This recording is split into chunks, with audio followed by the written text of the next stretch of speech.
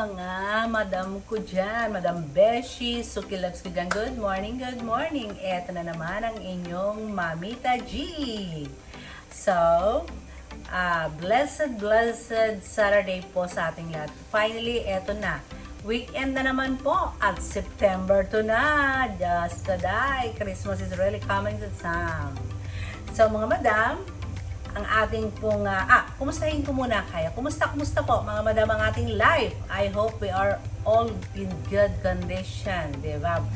Sana po ay lahat tayo nasa magandang kalagayan. Ay, sandali lang po. So, ituloy ko na po ang ating pagchichikahan.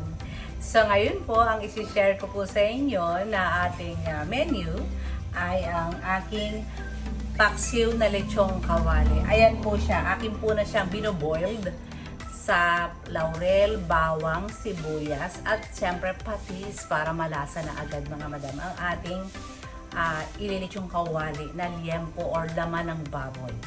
Okay? And then, chicken curry. Alam nyo rin yan. Alam nyo na rin po yan, diba? Very simple lang. Lagyan lang natin ng garlic, lagyan natin ng ginger, sibuyas, and gata. O, diba? Siyempre, ang curry powder, huwag kakalimutan. So, ayun po. Very simple lang po ang ating mga ingredients. Siyempre, lagyan natin ng patatas, carrots, bell pepper. Okay? Para, sabi nga nila ay lagyan natin ng extender. Lalo kung kagaya ko, nagtitinda, so laging kailangan po ng extender.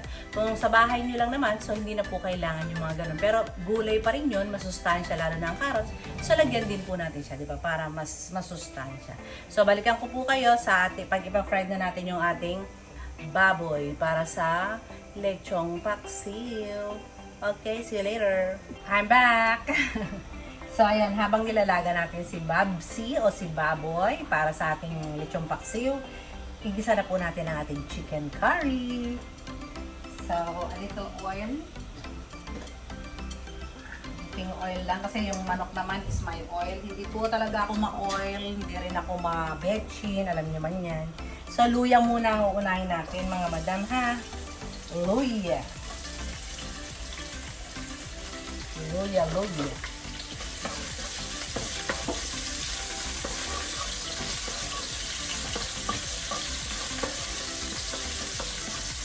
Golden brown muna natin yung ating luya, mga madam, ha? Huwag kakalimutan. So, again, slow cook na, kumukulo na, i-slow cook na natin ang ating baboy. Huwag lalakasan ang apoy para mas mabilis po siyang malaga. Diba? Paulit-ulit ang tindera. Paulit-ulit ang inyong kusinera. Kusinerang tindera.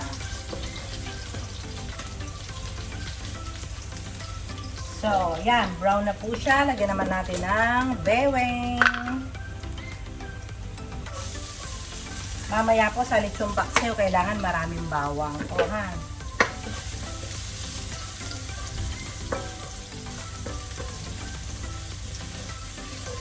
Kailangan laging luto ang mga sangkap. Yan po ang nagpapasarap. Huwag hilaw. Kasi diba, pag hilaw po, lumulutang po yan sa sabaw. Diba? Di ba gandang tingin?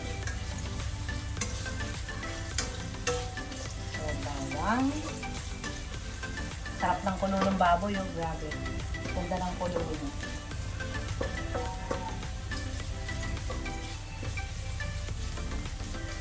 Sana po ay nakakatulong yung aking sinishare sa inyo na aking mga menu. Pa-comment po kayo. Comment down below sa mga may katanungan. Huwag po kayo mahiyang magtanong. At saka kung gusto nyo rin, mag-advise din po kayo sa akin, di ba? Huwag nyo lang akong ibabash. Bawal ang bashing. No bashing. Sabi nga ni Madam Laude, no bashing. Yan. Mamaya marami akong sibuyas sa aking paksiw, di ba? Lasan-lasa dapat yung sibuyas.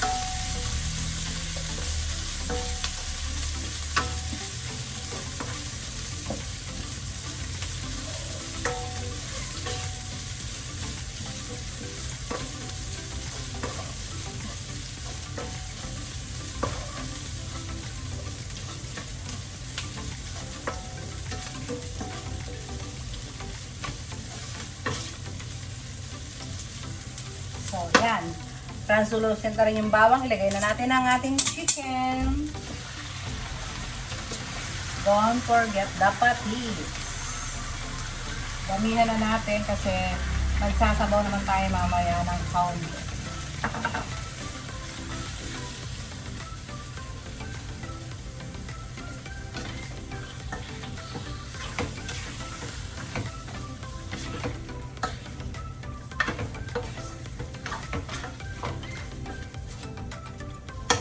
Okay, so, takpan.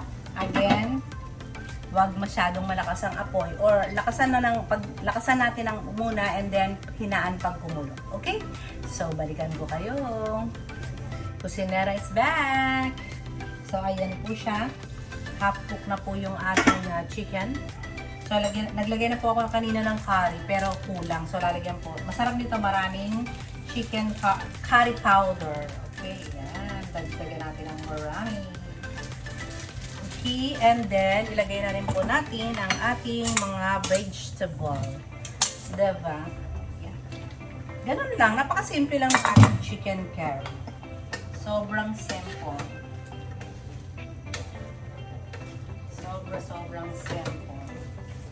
And then, ilagay na ang isang gata. Mamaya, dadagdagan ulit natin ng isa pang gata yan para maggata. Diba? Yung gata ko po, mga madam na Coco Mama. Coco Mama, ba't yan naman? Napaka-creamy po nito. Hindi nyo na kailangan ng mga, yung magpagiling. Huwag na. Huwag na kayo magpagiling. Mas masarap po ito. Talagang hindi kayo mahirapan sa panlasa. So, lagyan natin ng pepper. Siyempre po, according to your taste na po lahat ng mga, base na yan sa inyo. Kayo na pong bahala kung gusto nyong matapang yung alat. Ako po ay talagang, light lang para isawsaw sa patis, di ba? Sarap ng chicken curry, isawsaw sa patis. So, mga 10 minutes to, okay na yan. And then, i-cool down ko po yung malambot na tong baboy ko. I-cool down ko ng konti. And then, hahanguin natin, di ba? Hanguin. Para, tawag dyan, mawala yung, pag malamig na siya, saka natin siya piprituhin. Lagyan ng konting cornstarch para hindi makipag-struggle sa pagpa-fried. Okay?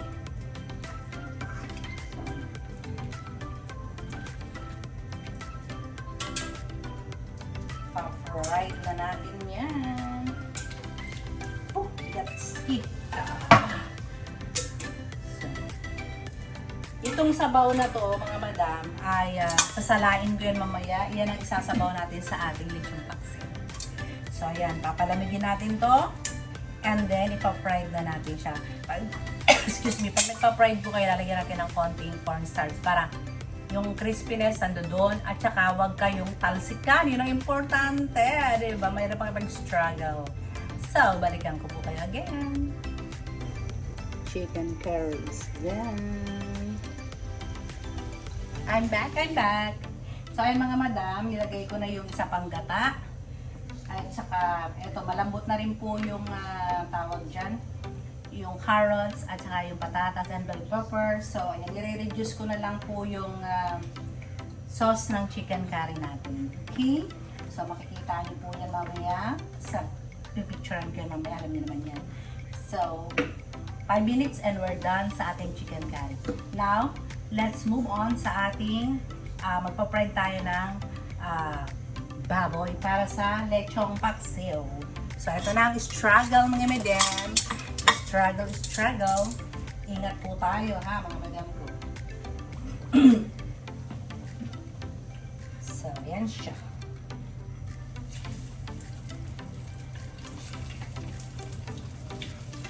Ingat sa pagpa-fry. Diba?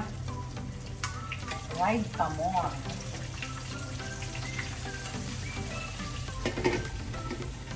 Para hindi talsikan, taktak. Diba?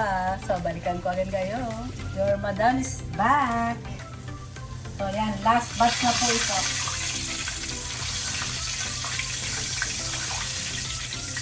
Ito po ay last batch na lang piniprito kong baboy. Hindi liempo yung ginamit ko kasi puro buto yung liempo, sayang di po ba? So, ang kinuha na lang po namin ay laman. So, ito po, gigisa na natin ang sauce ng lechong paksiw. Kailangan maraming bawang. Alam nyo, pwede nyo namang hindi igisa yung bawang sibuyas, mga madam, ha? Pwedeng mimix nyo na lang. Pero ako, gigisa ko ngayon. Minsan po, hindi ko ginigisa. Wala lang, gusto ko lang. Feel ko lang ngayon igisa.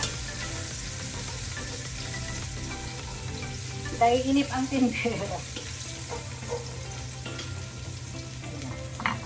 Medyo ngad natin, hindi nyo makita ang tindera.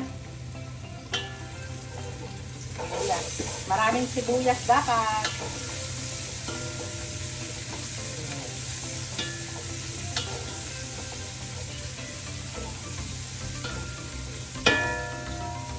Diba? Tapos ang aking mahiwagang laurel.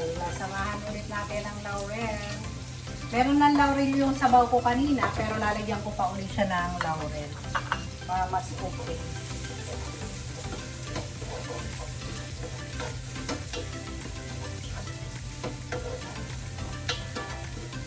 Tapos po, meron po ako ditong sabaw.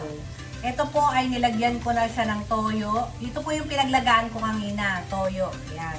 Ilalagay na po natin siya doon. Okay? Papakuluan na po natin siya, mga madam. Continuous stirring lang. Ayan.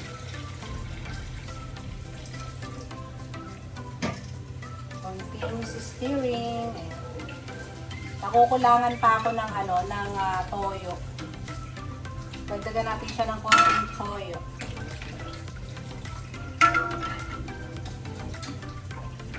Tapos mga madam, nakalimutan kong bumili ng atay.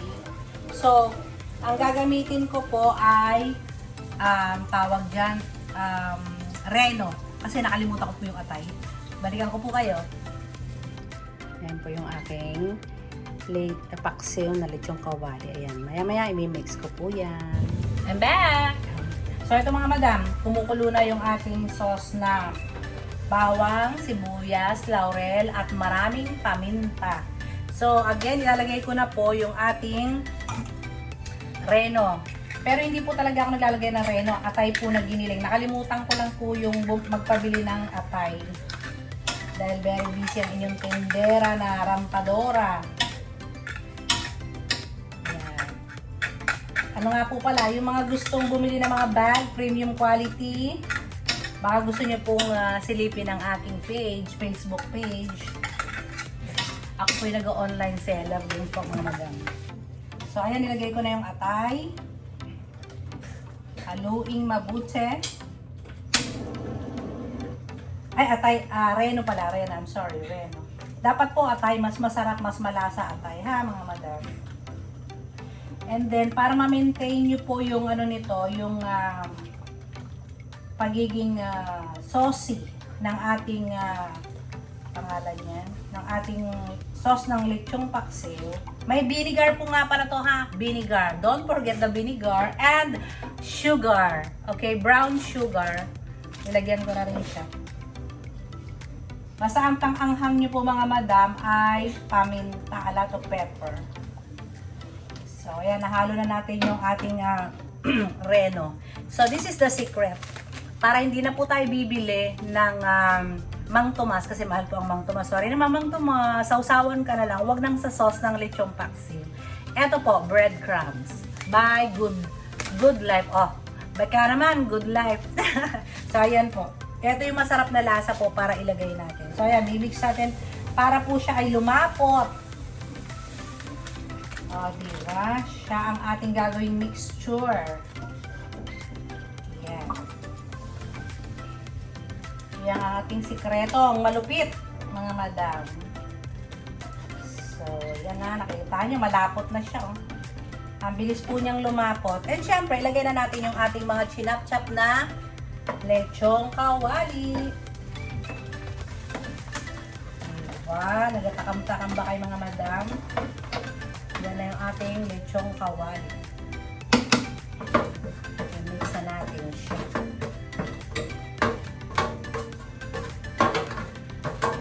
Diba mga madam? Naggalaway na ba kayo? Naggalaway na away na mga madam ko? So, yan. Done na po to mga madam. Pakukuluan na lang natin ng mga 5 to 10 minutes kung gusto nyo malambot na malambot yung baboy. Actually, malambot naman na. Pero kung gusto nyo pasok na pasok pa yung lasa niya, edi mga 10 minutes pa po. Diba? Continuous naman ang kulo niya. Oh, diba? Malapot na siya agad mga madam. Malapot na siya. So, yan yung ating paksiw. Lechong paksiw. Paksiw na lechon sa kawali. O, diba?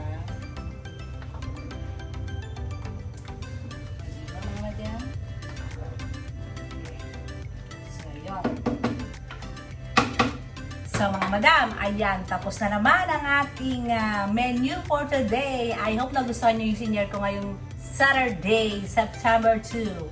So kung nagustuhan nyo po, paki-likes naman po and please comment down below. And pa-subscribe naman din mga madam.